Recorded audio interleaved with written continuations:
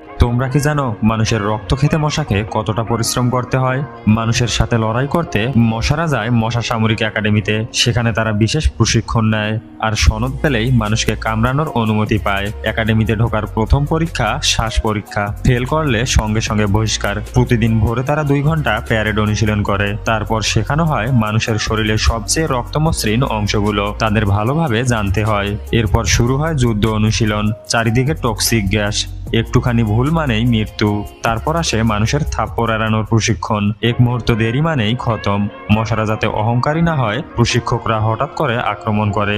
মানুষের ফাঁদ এড়াতে তারা দোল খাওয়া আর লাফানো অনুশীলন করে। যারা দোল খেতে ভয় পায় তারা নিজেদের বিশেষ কৌশল ব্যবহার করে। সবশেষে তাদের ঢুকতে হয় লক করা রুমে। সেখানে হয় প্রতিরোধ ক্ষমতার পরীক্ষা। দুর্বল মশারা সঙ্গে সঙ্গে বাদ পড়ে। মাসের পর মাস কঠিন প্রশিক্ষণের পর তারা হয়ে ওঠে নিখুঁত যোদ্ধা। স্নাতক শেষে প্রধান শিক্ষক নিজ হাতে যুদ্ধ ডানা পরিয়ে দেন। এবার শুরু হয় তাদের প্রথম মিশন, মানুষের বিরুদ্ধে যুদ্ধ। লক্ষ্য একজন টাক লোক, যার হাতে মশার ব্যাট। লোকটি খুব সতর্ক, তাই কাজটা কঠিন।